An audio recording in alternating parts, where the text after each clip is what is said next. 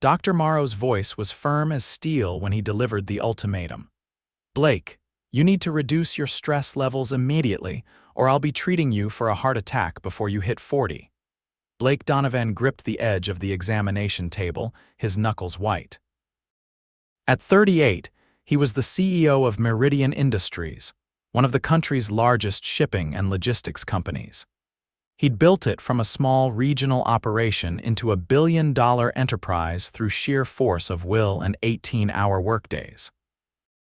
I don't have time for stress reduction, doctor. We're in the middle of the Singapore merger. Blake straightened his Italian silk tie, already mentally reviewing his afternoon meetings. Dr. Morrow sighed, pulling off his glasses. Make time. Your blood pressure is dangerously high, your cortisol levels are through the roof, and those chest pains you've been ignoring. They're warnings, not inconveniences. Blake waved his hand dismissively. Just give me something for it. I'm writing you a prescription, doctor. Morrow said, scribbling on his pad, but not for medication. Blake took the slip of paper, eyebrows furrowing as he read it. Yoga, you can't be serious. Twice weekly minimum. I'm recommending a specific studio tranquil mind. The instructor there specializes in stress reduction for professionals. Her name is Cassidy James.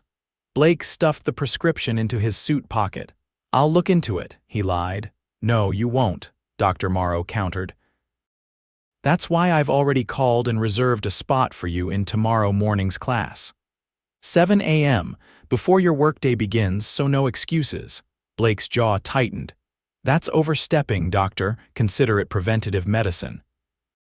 Go to yoga, or I'll call your board of directors directly about your health concerns.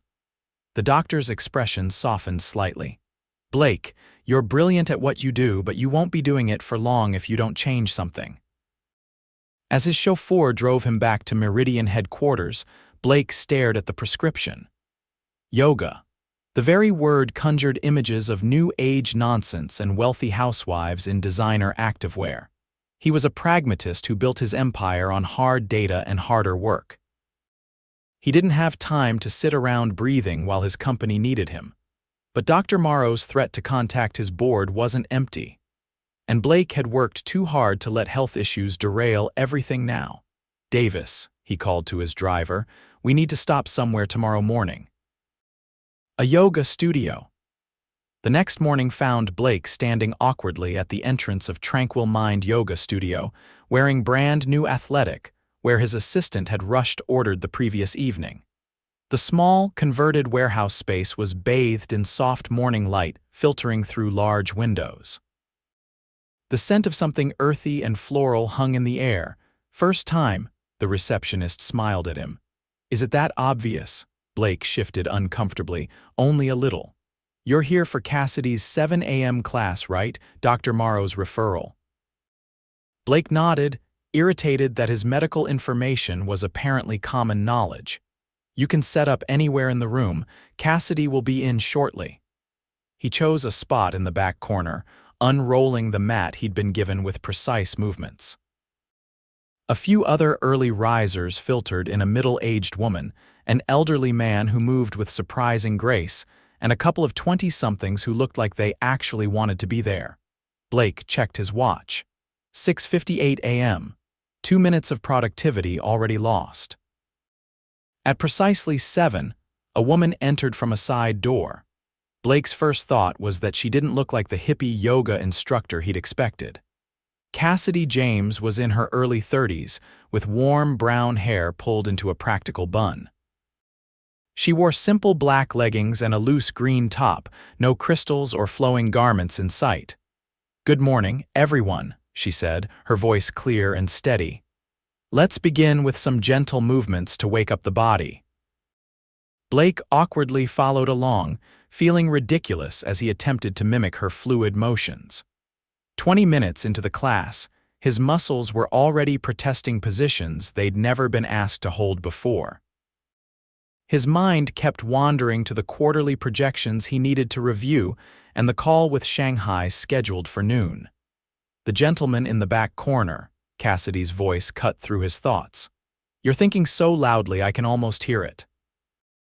Blake's head snapped up to find her standing before him, her green eyes direct but not unkind. "I'm here, aren't I?" he replied tersely. A slight smile touched her lips. "Your body is here. Your mind is elsewhere. Try to bring them together." She demonstrated a modification to the pose he was struggling with. "Like this, breathe into the discomfort rather than fighting it." "I don't see how breathing changes physics," Blake muttered. "It doesn't," she replied simply. "It changes your relationship to the discomfort." Something in her practical approach caught his attention. No mystical promises, just straightforward cause and effect. Still, he was relieved when the hour ended, already planning to tell Dr. Morrow he'd fulfilled his obligation. Cassidy approached him as he was rolling up his mat. "First-timers usually introduce themselves," she said. "I'm Cassidy James." "Blake Donovan," he replied, extending his hand formally. She shook it with a firm grip. "Dr. Morrow mentioned you'd be coming. He didn't mention you'd be counting the seconds until escape." Blake found himself momentarily at a loss for words. He wasn't used to being read so easily. "I have a company to run," he said finally. "And a body to maintain," she countered. "Same time Thursday, doctor's orders," he said noncommittally. "Try not to sound so enthusiastic," Cassidy replied with a hint of amusement. "It might strain something." As Blake walked out to where Davis waited with the car, he was surprised to find himself slightly intrigued by the yoga instructor's no-nonsense approach. Not enough to look forward to Thursday, but enough to make him wonder if there might be something to this after all. Thursday morning arrived after 3 days of marathon meetings, tense negotiations, and too little sleep. Blake arrived at the studio feeling particularly irritable, having had to reschedule an early call with London to accommodate this yoga nonsense. The class was larger this time, but Cassidy somehow managed to give personal attention to everyone. When she came to adjust Blake's position in a warrior pose, she didn't comment on his obvious tension. "You're gripping this pose like it's trying to escape," she said quietly, gently pressing his shoulders down. "Try softening your jaw." Blake hadn't even realized he was clenching his teeth. He reluctantly followed her instruction. "Better," she nodded. "Now send your breath to your right thigh. It's working hard right now." To his surprise, the burning sensation in his leg eased slightly as he directed his attention there. After class, she approached him again. "Progress?" she said simply. "Barely," Blake replied, but without the edge he'd had on Tuesday. Rome wasn't built in a day, and neither is flexibility physical or mental. Blake checked his watch. "Speaking of Rome, I have a call with our Italian distributor in 40 minutes. "Of course." "See you Tuesday, Blake." He paused, considering telling her he wouldn't be back, but something stopped him.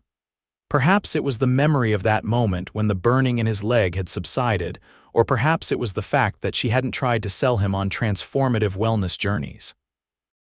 "Tuesday," he nodded before striding out.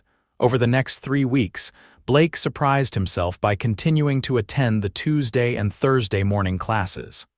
He told himself it was only because Dr. Morrow would be checking his attendance, but he couldn't deny that the hour of forced disconnection from his phone and email had a certain appeal. Cassidy's straightforward approach made the practice more tolerable than he'd expected. "Your downward dog is looking more like a downward dog and less like a confused giraffe," she commented during his 4th week. "Is that the technical terminology?" he asked, and was surprised to hear himself almost bantering with her. "Only for my special skeptics," she replied with a smile that caught him off guard. After class that day, she lingered near him as he gathered his things. "You know, most people who come here by doctor's orders don't stick with it this long." "I'm not most people, clearly." She tilted her head slightly. "What do you do, Blake? Besides resist relaxation with impressive determination?" He hesitated, accustomed to people's reactions when they learned who he was. "I work in logistics," he said vaguely. "Ah, that explains the constant mental calculations I can practically see running behind your eyes." Blake found himself curious about her. "And what brought you to teaching yoga, religious epiphany? Life-changing trip to India, she laughed, the sound unexpectedly rich. Nothing so dramatic. I was a physical therapist who got tired of only seeing people after they were broken. Preventative care made more sense. Practical, he observed, surprised by her background. I leave the spiritual awakening to others. I'm more interested in functional bodies and calmer minds. Something about her pragmatic view resonated with him. As he left the studio that day, he realized he was actually looking forward to Thursday's class. The following Tuesday, Blake arrived at the studio to find a substitute instructor. A sense of disappointment took him by surprise. Cassidy had a family emergency, the receptionist explained, noticing his expression. Her mother was hospitalized overnight. Blake went through the motions of the class, finding it less engaging without Cassidy's direct approach. Afterward, he surprised himself by asking for details about her mother's condition. "I believe she's at City General," the receptionist said. "Nothing life-threatening, thankfully." Blake nodded and left, telling himself his concern was merely professional courtesy. Yet by lunchtime, he found himself directing his assistant to send a modest arrangement of flowers to Cassidy's mother at City General. "What should the card say, Mr. Donovan?" his assistant asked. Blake paused. "Wishing you a speedy recovery. Regards, Blake Donovan, Tuesday/Thursday, 7 a.m. When Cassidy returned on Thursday, she approached him immediately after class. "Thank you for the flowers," she said. "My mother was touched. How did you know where she was?" "I have my sources," Blake replied, then added more honestly, "I asked at the front desk." It seemed the appropriate thing to do. "It was thoughtful," she said, studying him with a new curiosity. "Most of my students don't take that kind of interest. Consider it appreciation for your teaching methods. They're less esoteric than I expected." "High praise indeed," she smiled. "My mother's doing much better, by the way. She'll be released tomorrow." "Good," Blake nodded. "I'm glad to hear it." An awkward moment passed between them, something shifting in their student-teacher dynamic. "Would you like to get coffee sometime?" The words left Blake's mouth before he'd fully considered them. He hadn't asked anyone for coffee in years. People usually asked him, hoping for business connections or investment opportunities. Surprise flickered across Cassidy's face before she composed herself. Coffee would be nice. When does a man in logistics find time for such frivolities? Saturday, 10 a.m. There's a place called Brewpoint 2 blocks from here. I know it well, she nodded. Saturday works. As Blake left the studio, he wondered what had possessed him. Coffee with a yoga instructor. His executive team would be baffled. Yet something about Cassidy's straightforward manner and lack of pretension intrigued him. For the first time in years, he was interested in someone who had absolutely nothing to do with his business empire. Saturday morning found Blake at Brewpoint 10 minutes early, having traded his usual driver for the novelty of driving himself in his rarely used Aston Martin. He dressed down in dark jeans and a cashmere sweater, though down was relative for a man whose casual clothes came from the same high-end stores as his suits. Cassidy arrived precisely on time, wearing jeans and a simple blue top that brought out flecks of blue in her green eyes. Her hair was down, falling in soft waves past her shoulders. Blake was struck by how different she looked outside the studio setting. "You clean up nicely," she commented, sliding into the chair across from him. "As do you," he replied, "although I half expected you to arrive in yoga pants." "I do occasionally wear regular clothes," she laughed. "Though I admit my wardrobe is about 80% activewear these days." They ordered an Americano for him, a chai latte for her, and fell into surprisingly easy conversation. Blake found himself genuinely interested in her journey from physical therapy to yoga instruction. "The hospital environment was draining," she explained. "Too much bureaucracy, not enough focus on patients. Opening my own studio let me help people on my own terms." "Entrepreneurship suits you," he observed. "On a much smaller scale than what you do, I'm sure," she replied. "Logistics must be complex." Blake hesitated, then decided on honesty. I should probably clarify, I don't just work in logistics, I run Meridian Industries. Cassidy's eyes widened slightly. Meridian, the shipping company, among other things, yes, we've diversified considerably over the past decade. She sat back, processing this information. So when you say you have a company to run? I meant a Fortune 500 company with operations in 27 countries, he finished.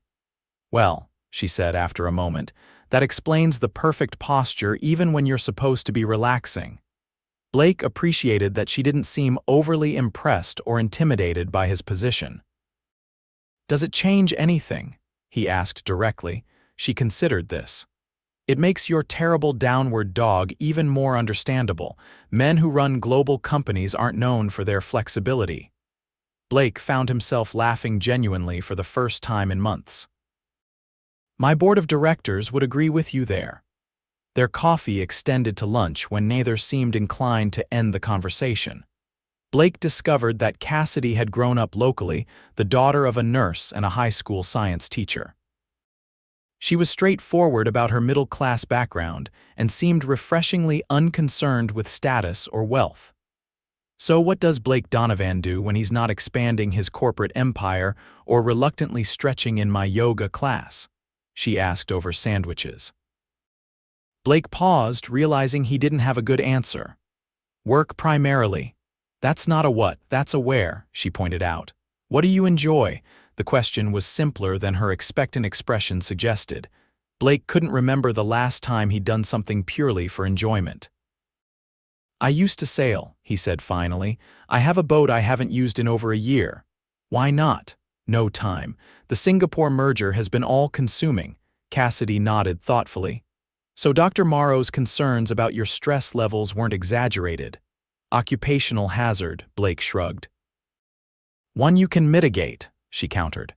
You've made it to yoga twice a week for over a month. Surely you could make time for sailing occasionally. There was no judgment in her tone, just a practical observation that made Blake consider his choices in a new light.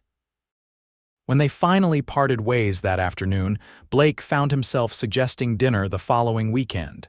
To his pleasure, Cassidy agreed. Nothing too fancy, she stipulated. I don't own anything suitable for those restaurants where the menu has no prices. Blake smiled. I know a place you'll like. Excellent food, zero pretension.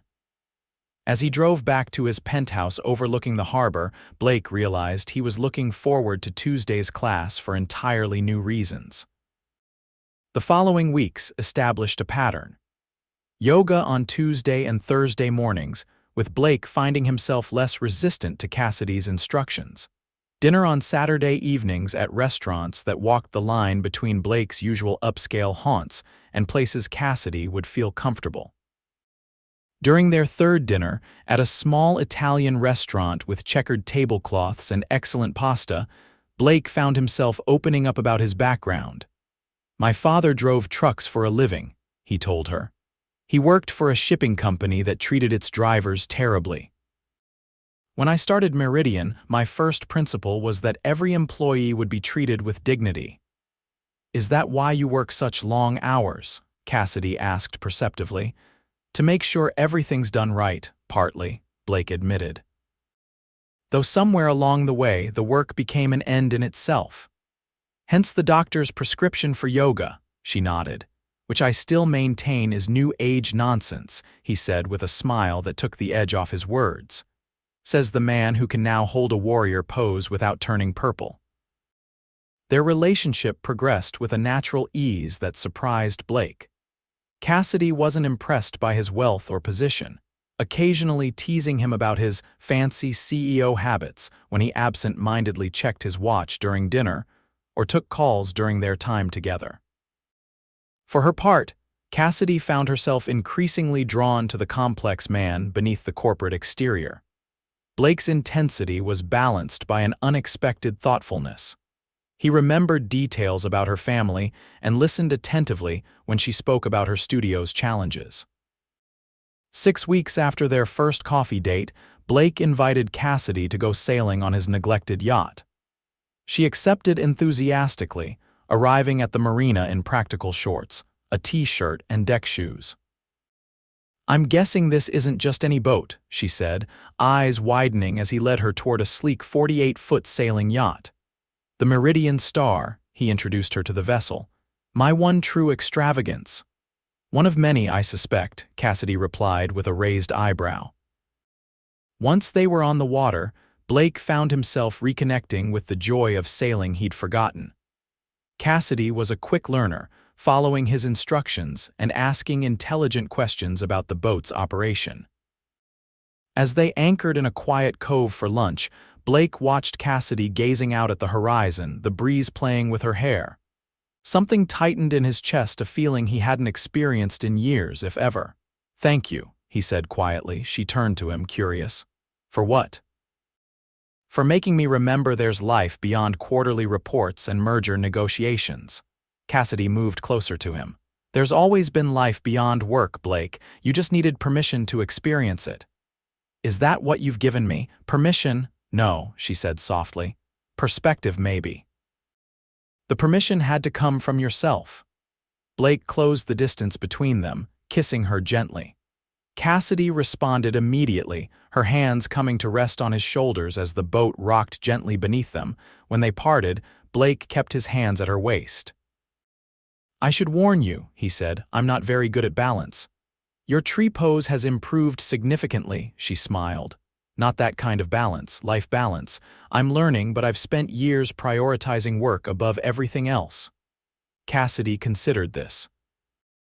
"I'm not asking you to change who you are, Blake, just to make room for more than spreadsheets and shipping containers in your life." "I'm trying," he said honestly. "You make me want to try."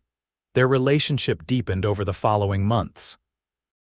Blake still worked long hours, but he began delegating more effectively, making time for regular sailing excursions with Cassidy, and even attending a weekend yoga retreat. She was leading, much to the shock of his executive team. Dr. Morrow was delighted at Blake's next checkup. "Your blood pressure's normalized and those chest pains gone," Blake confirmed. "Though I still maintain yoga is 90% psychological." "Whatever works," the doctor shrugged. "You're looking years younger, Blake. I take it you've continued with Cassidy's classes." "Among other things," Blake replied with a rare smile.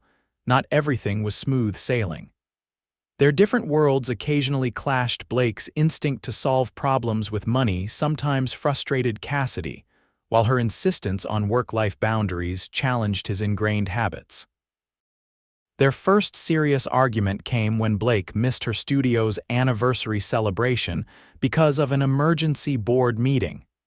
"You could have sent someone else," Cassidy said, hurt evident in her voice when he called to apologize.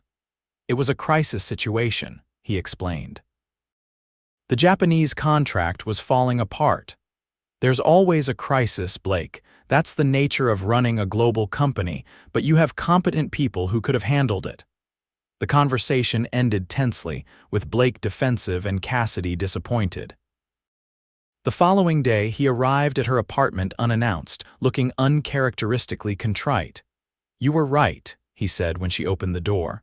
"I defaulted to old patterns. The meeting could have been handled by my COO." Cassidy leaned against the doorframe.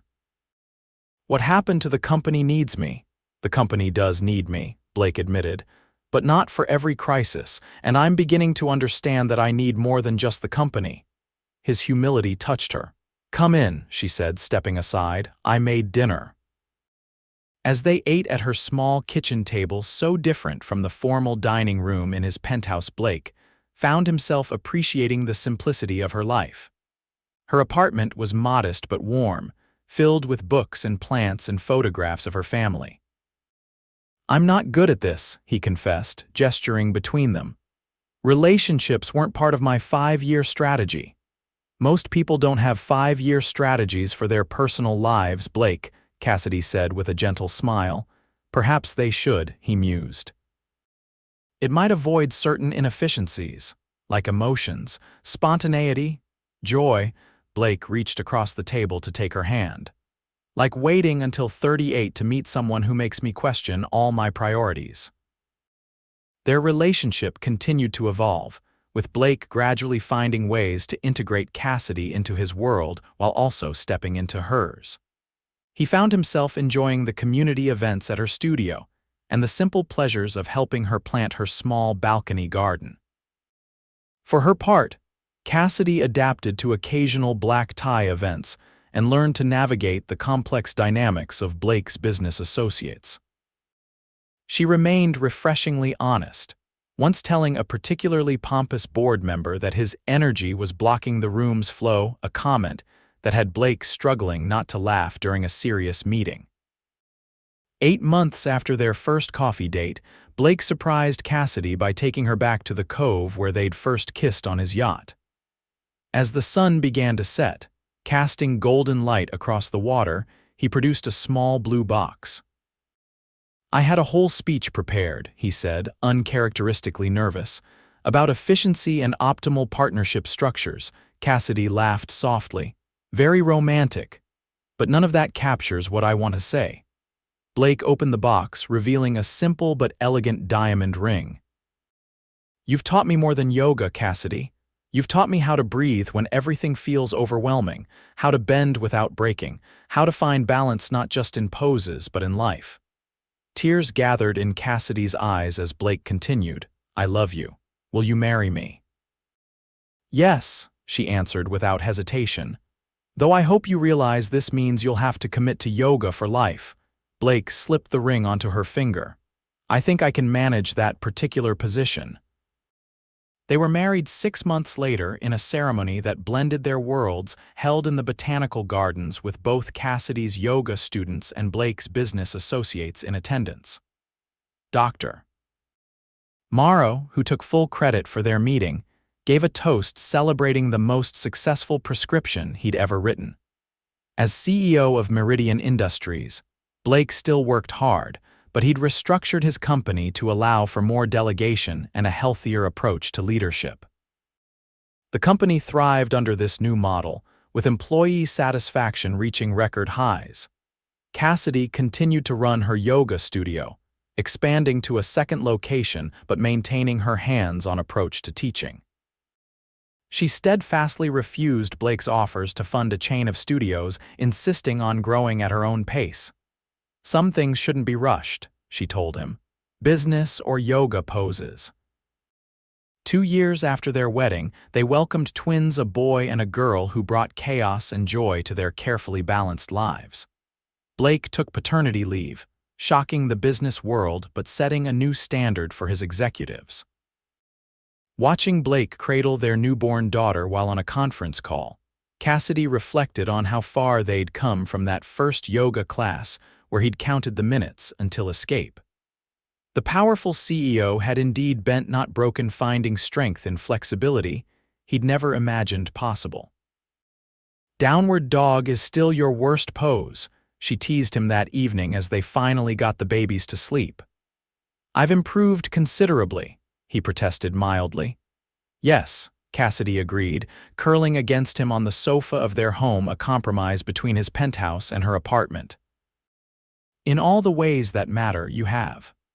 Blake pulled her closer, grateful for the doctor's prescription that had led him to a life richer and more fulfilling than any business success. The skeptical CEO had indeed bent for the yoga instructor, finding that in flexibility there was unexpected strength, and in surrender the greatest victory of all.